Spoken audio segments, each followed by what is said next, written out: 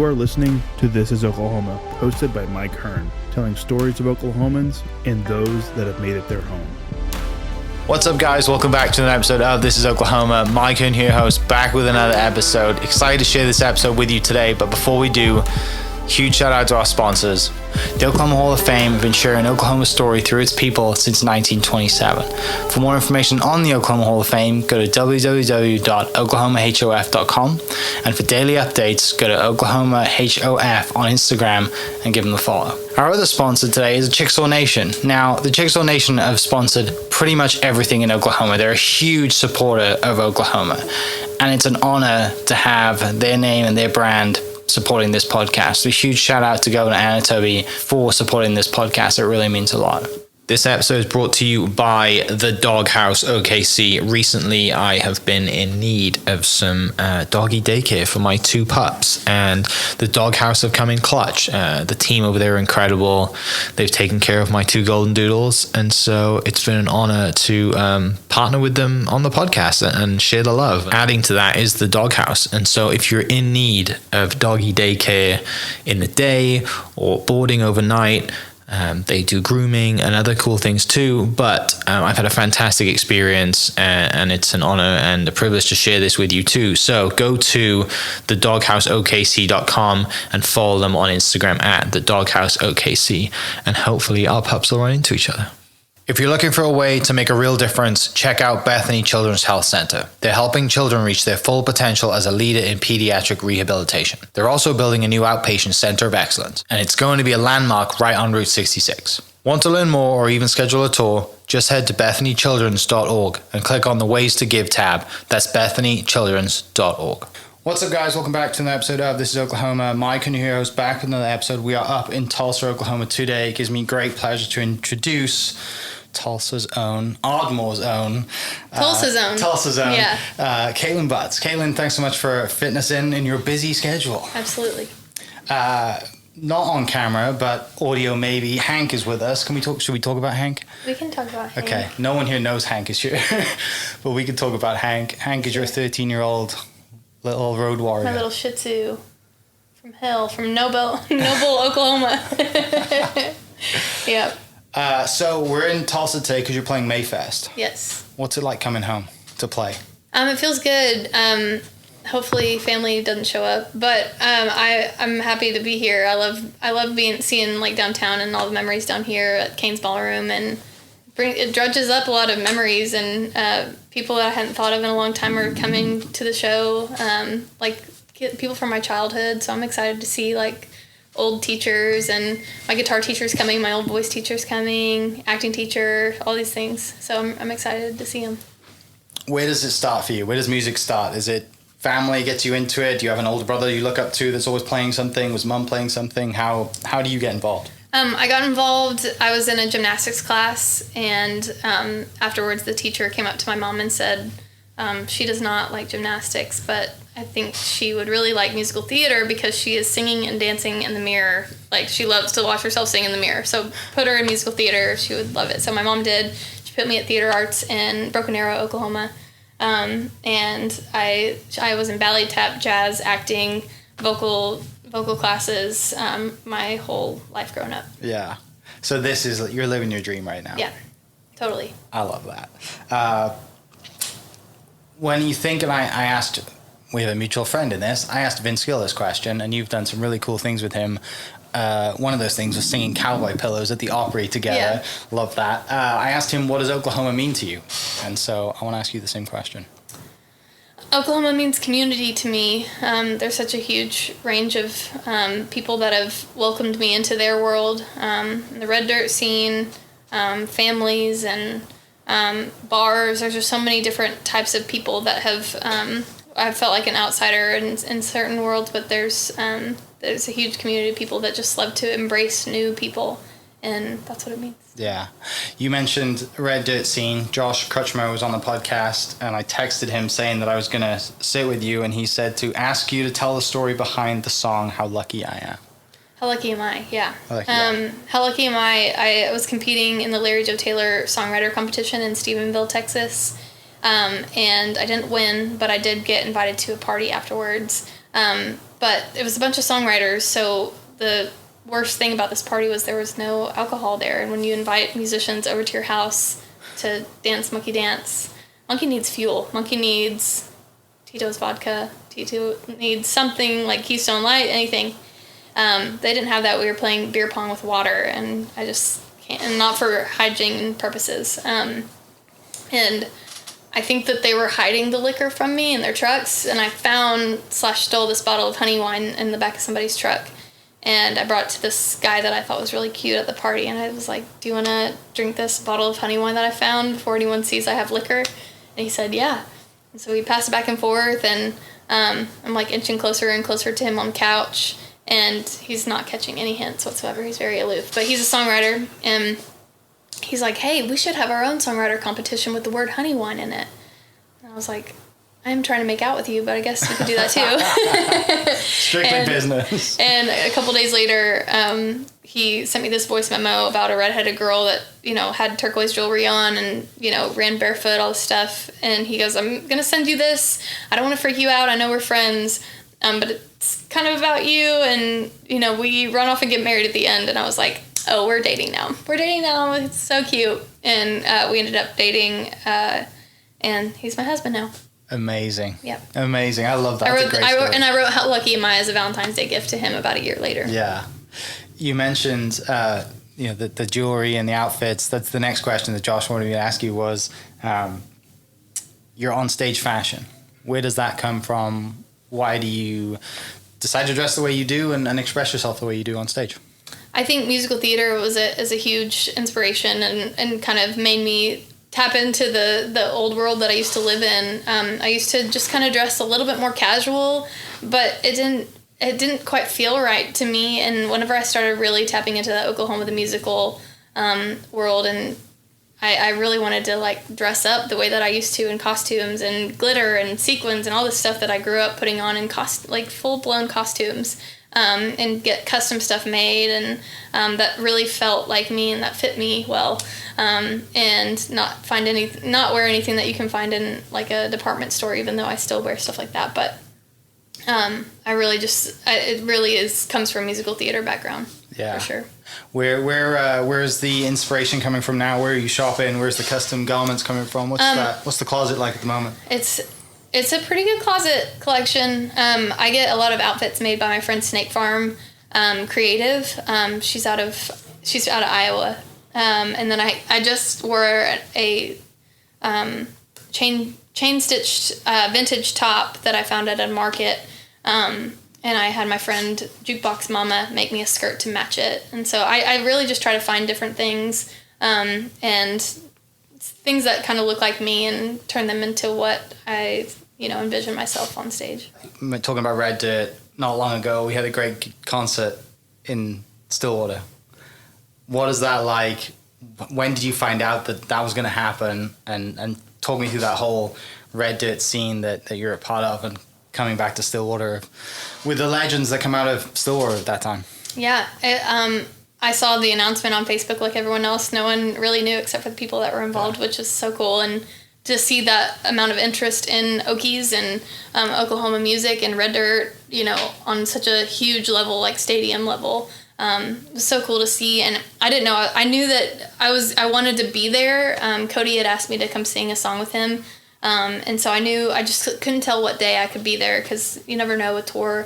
And so I let him know last minute, and then I got an inquiry to play right outside the stadium for the tailgate party. So got to do that. But being just around people that have really kind of pulled me up, like Cody or Mike McClure, who produced my first album, Jason Boland, who I used to listen to on the way to Caravan in Tulsa every single weekend with my friend Kale. He asked me to sing probably 30 minutes before he gets on stage to sing if I ever get back to Oklahoma. So it's just very surreal. And then to just be on that stage in front of so many people, can't process it still. Really still was such a great moment. Yeah, I mean, it's like you're sitting there. I mean, the Jason Boland set, you can see everything, but whenever it came to be nighttime and I was singing with Sick and Tired with Cody, that sky, it's like night sky, but with twinkle lights everywhere. And I'm like, is this what Taylor Swift feels like? Like, this is what she feels like every night. This is so incredible. And it's a huge sight to see from point of view on the stage. It's incredible.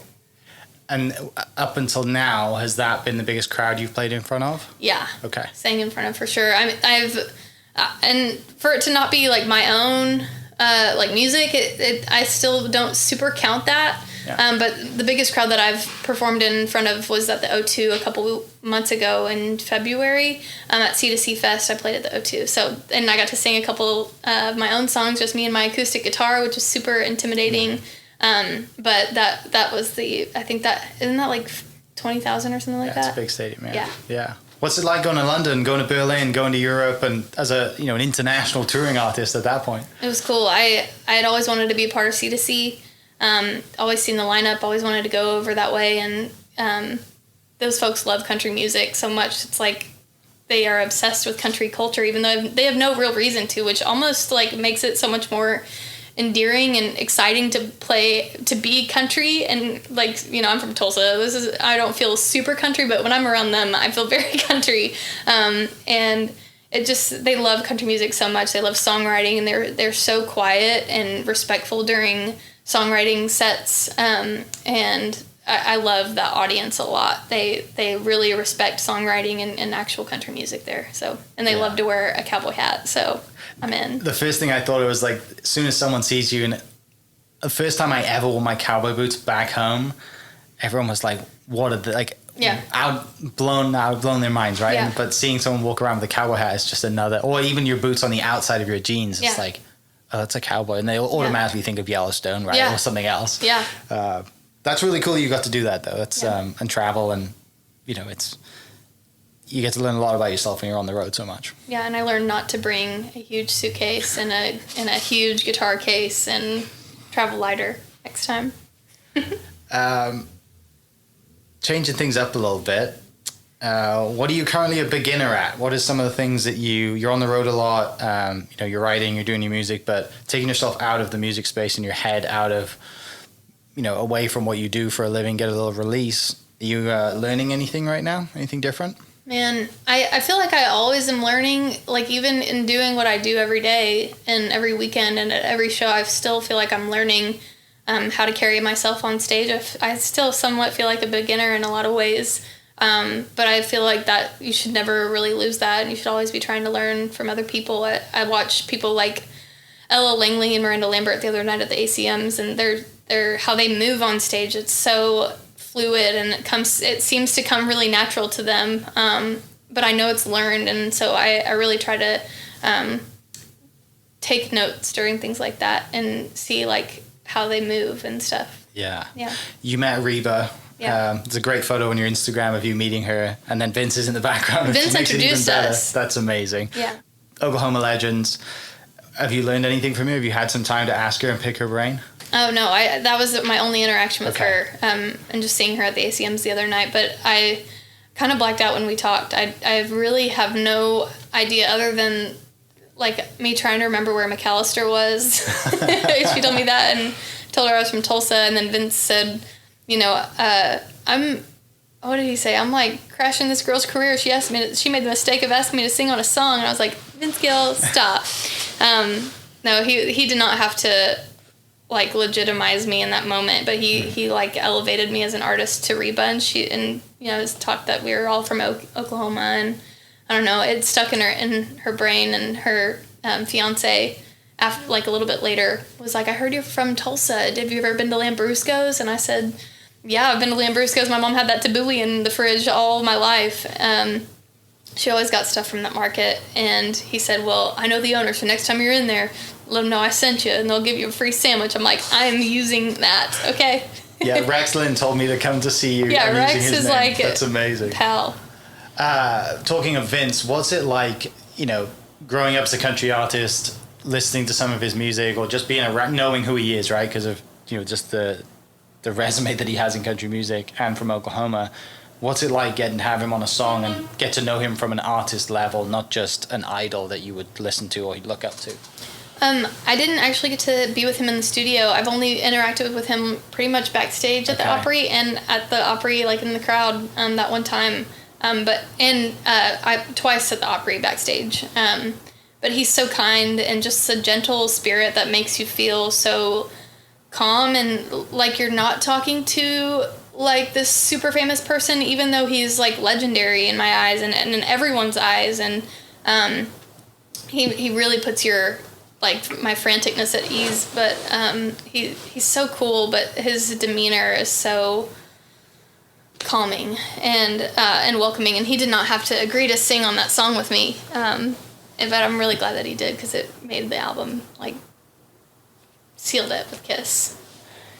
With people like Vince, and if you're fortunate to be around them, people always ask you, what's it like? How's he like? And it's sometimes hard to explain how genuine and nice people are, because they still don't believe you, right? Because they read the headlines or they think of anything, you know, they have their own kind of preconceived notions, and then you're like, no, like, he's like one of the nicest people ever. Yeah. But yeah, Vince is very, very sweet and does not have to be that nice, but every time I'm around him, like, I don't know, very calming.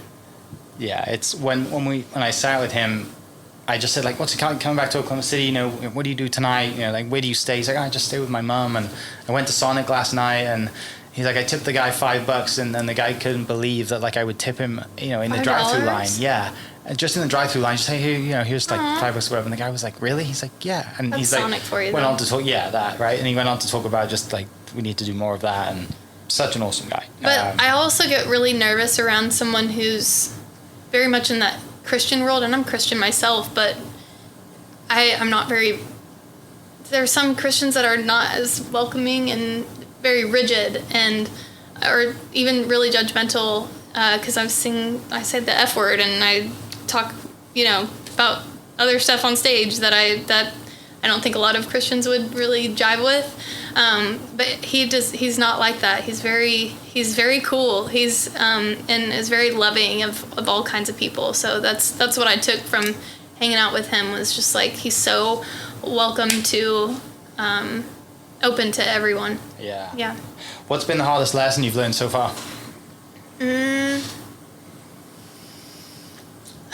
hardest lesson I've learned so far is people don't like to be talked about on stage poorly. And I don't know. I've learned to say less. Even when it's justified. A little less, even if it's justified. Learn to say less detail. But yeah, that's the biggest one. Okay. Learning that quickly. That reminds me, you got to meet Woody Harrelson, Joe Rogan, Matthew McConaughey. Those are three guys who have spoken their mind their entire lives. How was that experience? It was really cool. I had already mentally prepared myself to meet Matthew McConaughey and, you know, be around Miranda Lambert, who's a huge hero of mine.